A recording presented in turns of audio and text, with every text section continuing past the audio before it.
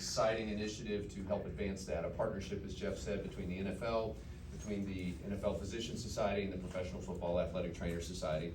You know, there is work to be done here. When we talk about the medical student pipeline, right now today, recent studies say black medical students are only 7.3% of the total medical school population in the U.S., and that has risen less than 1% over the last 40 years. So there's really been very little progress there. When we look at our own demographics, you know, in the NFL Physician Society, right now 86% of our membership identifies as white. For the professional football athletic trainers, it's 65% who will identify as white. So we've got work to do, but we are committed working together to address this lack of diversity, not just because it's the right thing to do, because we know it makes us better. It actually leads to improved patient outcomes. So as you know, we're devoted to the highest quality medical care for our players. We always want that at every aspect of our medical care. And every day, you know, there are more than 30 medical professionals at the club.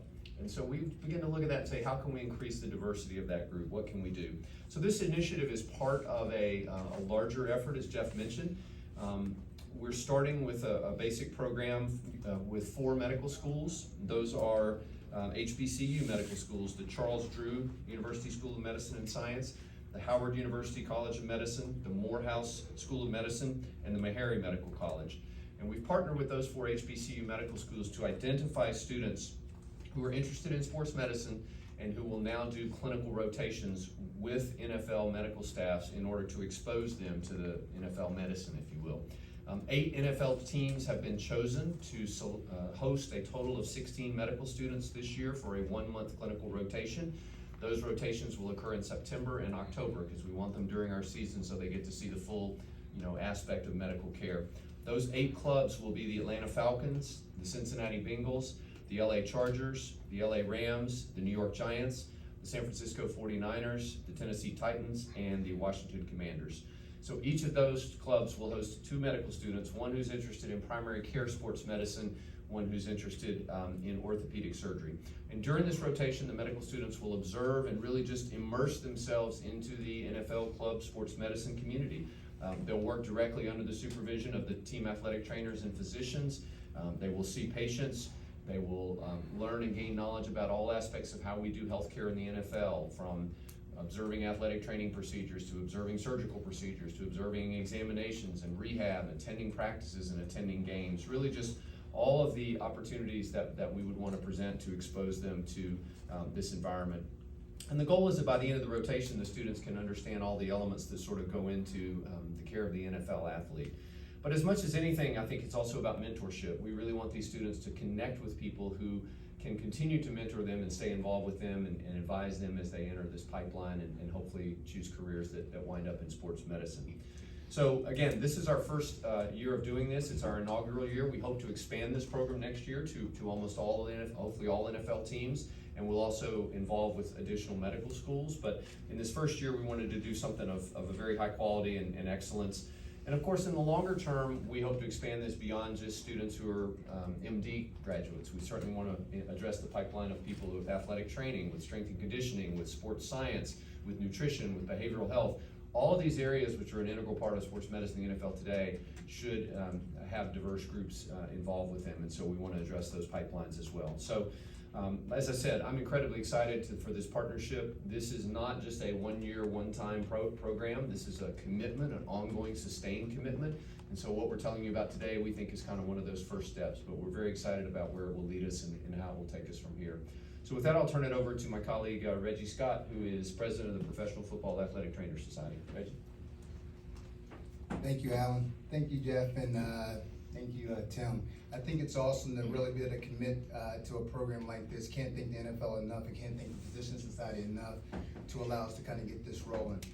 When you look at this program, and you think about trying to create diversity in our world today, it's all about creating pipelines, awareness, and I think this pipeline is one big step to really ultimately get better player care, because where we know there's better player care, there's a better diverse group of sports medicine physicians, athletic trainers, and so on and so on. So really, really excited from that. From a PFATS perspective, when we look at this program, we're really excited that we've been doing since 1993 a PFATS Ethnic Minority Scholarship, and in 2015 we launched the PFATS Women's Scholarship, we offer a monetary donation to that participant, and they get a 3-week or 4-week summer internship with various teams in the NFL.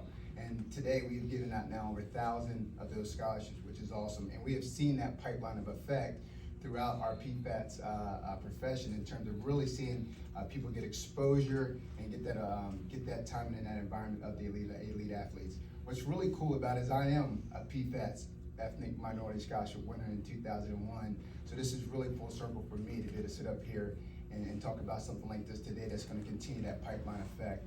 And just like what Dr. Alan Seals said, I think it's really important for these medical students not only to get the exposure from the orthopedic surgeons and the primary care sports med doctors, but also all the subspecialty groups.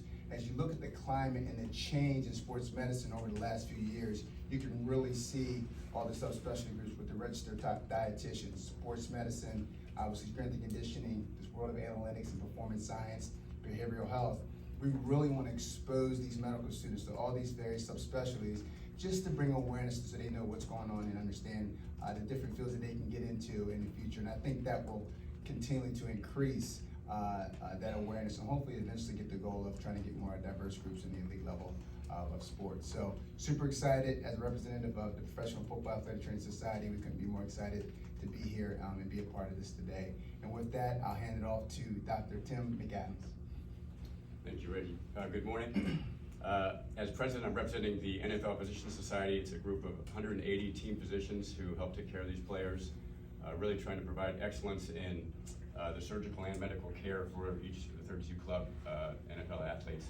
But we're also work to provide support and some guidance for the Athletic Training Society and to help them along as well, because they're there day in, day out working with the players. Segueing to what's a typical month going to look like for these students when they work with us. It starts out with the basic core curriculum that's going to be involved with any medical clerkship. Basic knowledge of sports medicine from head to toe, anatomy, physical examination, imaging analysis. But what makes this really exciting is it's actually a complete total immersion into what is life like as a team physician. Not only will they spend time in the team physicians' clinics and sometimes in the operating room, but they'll also spend time in the athletic training rooms working with the athletic trainer and the team physician, looking at return to play guidelines. They'll go out into the field to practice where they'll actually get some exposure into on-field injury management. And now the new sports medicine model now is a diverse group of disciplines, and so they'll spend time with each of those and get exposure, spend a day with the nutrition group, spend a day with the physical therapy group, spend a day with strength and conditioning, even with performance metrics, and to build relationships with each of these groups will only enhance their experience of what life is going to be like as a team physician and get them excited about it. Mentorship is a critical component of recruiting students into our field, and so on behalf of the NFL Physicians Society, we're incredibly excited to be a part of this program and just as excited to see it expand and blossom in years to come. Thank you. Great, thanks Tim. I think we'll take a couple questions. We have microphones. We'll begin with Zenny and then come here to Sam Farmer. Thank you. It's on. It said it was on. It is. It's on. Go ahead. That's better. Thank you. Zenny Abrams, Zenny 62 Media. It's one thing to want to bring in more African Americans in the group, but do you have a marketing component for television so that a person watching who wants to do this would be informed about it and see the possibilities? Thank you. Yeah, good question. Well, first we're going to start with the medical schools that we refer to, the 4 medical schools at the HBCUs. And part of that, of course, in any pilot program is going to be word of mouth and hopefully some excitement from the participants who are going to bring the word back from the experiences that they had, both with the trainers as well as with the physicians and with the 8 clubs that they're participating with. And I think some excitement will grow from there. As Alan mentioned, this is going to grow in future years. And I'm expecting that we're going to see a fair amount of turnout and excitement among the student population to participate in this way. So as we grow some of the interest or excitement towards sports medicine, the diversity of sports medicine professionals, or the different avenues that you can pursue to become a sports medicine expert, whether it ends up being at the NFL or at college level or other places, I think we're going to see that grow more organically, and that's what we look forward to. Thank you. Yeah, I would just add one thing to that. We've also started having conversations with additional HBCU universities that don't have medical schools but how we can connect with undergraduate students there who are thinking about these careers, because, you know, obviously when someone's in medical school, they've kind of committed to that degree path. But we want to go even more upstream, if you will, to talk to students about this diversity of careers that Reggie and Tim spoke about. So again, what we're talking about with the pipeline here is one component of a strategy, but we do want to do just what you said, which is to make people realize sports medicine is much more than just orthopedic surgery or primary care. In today's world, there's so many avenues, and we want students to catch that excitement early on and to realize that that's a dream that they can pursue, that it's not a narrow door anymore, that we want to open those doors much wider. Yeah, thank you, thank you. Alan, or Jeff, or Reggie, how are the 8 teams selected? Did they volunteer? Is it a rota? And I'm particularly interested in the 2 LA teams and why they're participating. Alan, why don't you take first, and then Reggie, if you want to participate. Yeah, I think, Sam, first of all, as I said, we wanted to start a little bit smaller because we want to do something that's of high quality. And also, when you talk about doing a medical school rotation, there are certain accreditation things and certain curricula that have to be, brought up to speed. So we went out and I literally asked for volunteers, and I would think, Tim and Reggie would confirm, we were overwhelmed with volunteers. I mean, everyone wanted to jump in and do this. So we tried to look at some geographic diversity also that would be closer to the schools and maybe a little bit easier for students in terms of travel and logistics. But the interest was I thought, really overwhelming. You may want to speak to Yeah, that.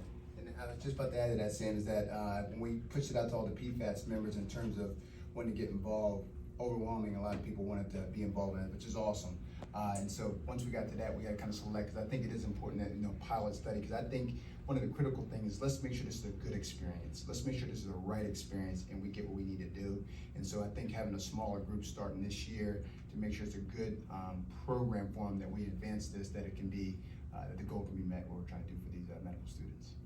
Dee? Question over here. Yes, dear Landon Ledbetter, Atlanta Journal-Constitution, for Dr. Seals and Dr. McAdams. Morehouse and the Falcons, could you discuss their parts in the program, and is that a natural match to send the students, keep them locally? Well, I think it's obviously a natural match, but both groups have been incredibly enthusiastic. Obviously with Morehouse, we've had discussions and we'll continue to do so, and we consider them a very integral part of this program. And the Falcons also were very quick, even independent of Morehouse's involvement, to say they wanted to be a part of this. So as I said, there's just tremendous enthusiasm on both sides, and I think that you're gonna see these partnerships continue to evolve. As I mentioned, other teams next year will be involved and they'll have additional schools, and so you'll see hopefully relationships continue to form that extend beyond this program, because Dr. McAdams mentioned mentorship, and mentorship is something we think is really important and can continue on. So for those students who are local, I certainly think there'll be a lot of opportunities for them to have ongoing relationships and mentorship. If there's anything you want to add to that? Okay, any other questions? If not, we thank you very much. Thank you, gentlemen. Thank you. And we'll be back here with another press briefing, most likely in the 2:15 to 2:30 window, and that we'll take a look at with several owners and participants in the program for coach and GM. So that'll be in the 2:15 window as well. Thanks, everybody. Thank you. Thank you. Thank you. Thank you.